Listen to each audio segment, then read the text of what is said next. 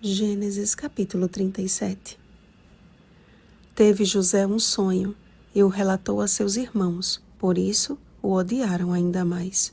Versículo 5.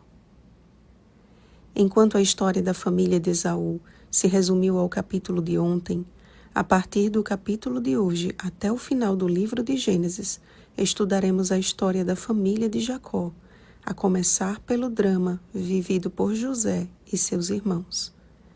Israel amava mais a José que a todos os seus filhos, e o presente especial que lhe deu, unido aos sonhos de José, fizeram com que este fosse odiado ainda mais por seus irmãos. Com apenas 17 anos, ou José era muito ingênuo, ou havia desenvolvido um certo orgulho devido à preferência de seu pai e aos sonhos que ele percebia serem da parte de Deus. Além do mais, ele observava seus irmãos e levava más notícias deles a seu pai. Ou seja, numa linguagem atual, José seria considerado como um dedo duro. Com isso, o coração de seus irmãos se encheu de um ódio homicida que aguardava apenas uma oportunidade para agir. Ao avistarem José de longe, conspiraram contra ele para o matar. Mas Rúben livrou-o das mãos deles e propôs lançá-lo em uma cisterna seca, para o livrar deles, a fim de o restituir ao pai. Seu plano, porém, foi frustrado. É certo que eles não mataram José, mas o fato é que, tendo-o vendido como escravo, teriam de levar ao pai a falsa notícia da morte de seu filho amado e conviver, quem sabe, o resto da vida com essa mentira. Acredito que a reação de Jacó e seu luto sem consolo foi um golpe para aqueles homens que experimentariam por muitos anos o terrível peso da culpa. Os sonhos de José foram predições divinas do que aconteceria um dia. Certamente, ele foi agraciado por Deus e Deus tinha planos especiais para ele. Não que José fosse melhor do que seus irmãos amados, mas porque o Senhor sabia que ele iria corresponder ao chamado divino. É fácil julgarmos José como um adolescente mimado pelo pai e que parecia apreciar a reação dos irmãos ao lhes contar seus sonhos. A Bíblia diz que os irmãos já não lhe podiam falar pacificamente.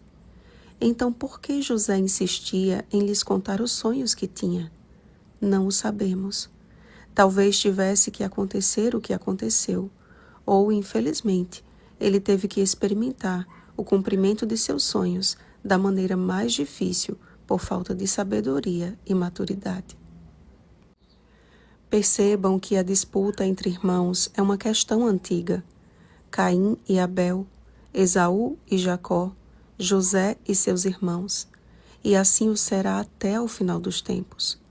Todos nós somos irmãos em Cristo, unidos pelos laços da cruz, e necessitamos da sabedoria do alto a fim de lidarmos uns com os outros. Nem todas as nossas experiências com Deus são para testemunho público. Precisamos pedir ao Senhor que nos ajude a discernir o que é para ser compartilhado e o que não o é, ou com quem devemos compartilhar e quando compartilhar. Nessa era da internet, a tendência de seguir a manada tem atingido inclusive o povo de Deus, e muitos transformaram a vida em um livro aberto da vida real ou da vida fantasiosa que uma hora acaba revelando sua verdadeira face. Sinto muito, meus irmãos, mas isso não é ser uma testemunha de Jesus. Como José, podemos até errar no percurso de nossa trajetória cristã, mas se insistirmos em ser apenas espectadores da vida alheia, acabaremos como os irmãos dele, invejosos, com tendências homicidas e mentirosos. É uma mensagem dura, mas necessária para nós que vivemos em um tempo tão solene, às vésperas da volta de Jesus. O que temos contemplado? O que temos ouvido? Se você tem sido consumido por maus sentimentos, a palavra do Senhor tem um conselho infalível para você. Pensai nas coisas lá do alto, não nas que são aqui da terra. Colossenses capítulo 3, versículo 2. E para que isso aconteça, precisamos instagramar menos e folhear mais. Se a rede social é mais aberta do que a Bíblia, consequentemente, você pode estar lançando algum irmão no poço da despeita enquanto finge que a culpa não é sua. Não seja assim conosco, meus irmãos. O que vou propor agora é desafiador, mas não é impossível. Que tal experimentar 10 dias sem redes sociais? Se você depende delas em seu trabalho, tudo bem, mas experimente não acessá-las como passatempo. Ande com a Bíblia de bolso e todas as vezes que se sentir tentado, ore e peça ao Espírito Santo para falar com você através das Escrituras. Troque a tela da televisão, do celular, do computador, pela simplicidade das páginas sagradas. Eu garanto que você não vai se arrepender. E essa garantia não é assinada por mim, mas pela fidelidade de Deus que prometeu: buscar-me-eis e me achareis quando me buscardes de todo o vosso coração. Jeremias capítulo 29, versículo 13. Oremos, amados. Pai de amor e de bondade, nós te damos graças porque os ensinamentos da tua palavra são sempre atuais e nos ajudam a discernir os perigos deste século.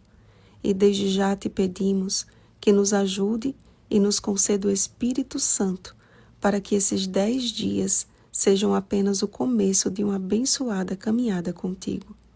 Sabemos que esse tipo de decisão provoca a ira do inimigo. Portanto, te pedimos força, fé e resiliência para perseverarmos confiando em Ti, não importa o que aconteça. Nós te amamos, Senhor, e queremos amá-lo cada dia mais.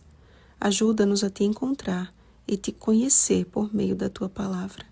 Em nome de Jesus. Amém. Vigiemos e oremos. Um bom dia da preparação, fortes no Senhor. Oremos pelo batismo do Espírito Santo. Oremos uns pelos outros. Rosana Garcia Barros.